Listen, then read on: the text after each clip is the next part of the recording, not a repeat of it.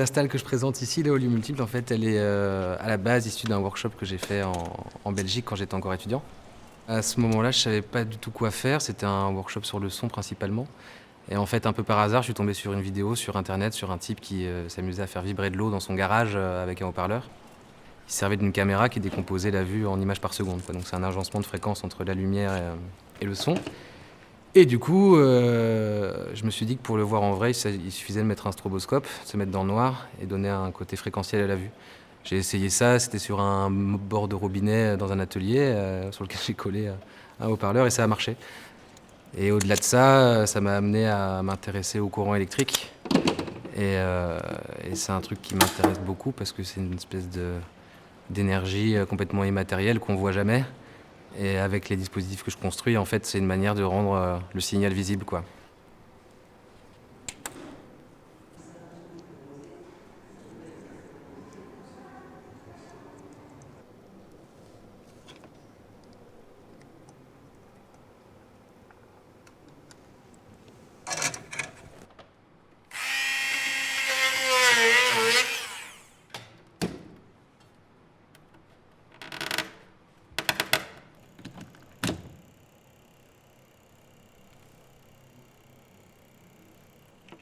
Tous les petits câbles là, ils sont en vibration, si tu veux, donc ça vibre assez fort. Donc si tu mets ton doigt, en fait, tu sens que ça va très vite. T'as vraiment l'impression que les câbles, ils respirent. Enfin, ça fait des mouvements vachement organiques, enfin, limite hyper sensuels. Je trouve que c'est beau de voir ces câbles qui font ça. Quand je réfléchis, je fais beaucoup de choses un peu à l'œil et à l'intuition. Mais j'ai quand même besoin de faire des schémas parce que quand on voit tout ce bordel de câbles, en fait, des fois, il y a quand même nécessité de caler un peu les choses.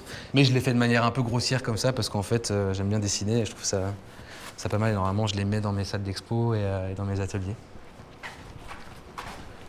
Et donc l'ampli, j'ai conçu là, ça ressemble à ça. Donc c'est bien précaire, mais ça marche.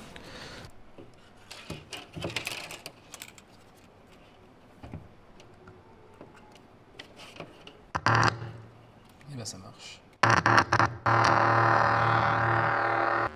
En fait, les plages de fréquences que je peux obtenir en tournant ce bouton-là, elles sont aussi déterminées par des composants qui s'appellent des condensateurs.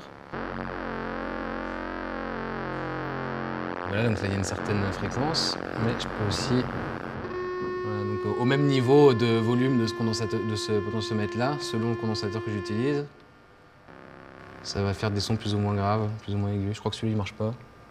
Ah si. Par exemple, j'ai construit ça, ça va marcher d'une telle manière, mais il y a de grandes chances que si je l'installe le truc ailleurs, ça ne marchera plus du tout pareil. En fait, quand je suis en train de faire ça, je suis encore en train d'expérimenter, en fait.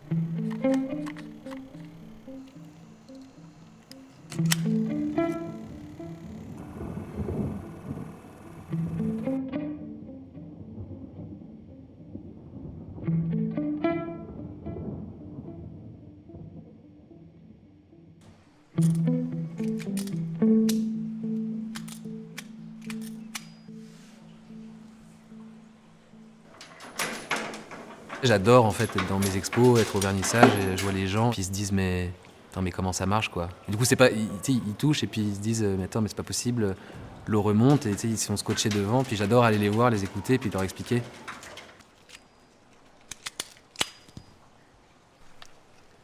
J'essaie de faire un peu de magie mais en même temps comme un magicien je suis un peu usurpateur parce que les systèmes que je fais ils sont super simples. Physiquement ce qui se passe c'est simple.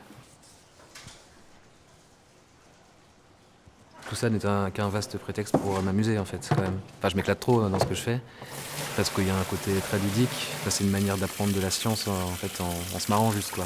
Et de l'art aussi. C'est juste la combinaison des deux qui peut être super drôle et montrer que c'est un grand terrain de jeu en fait.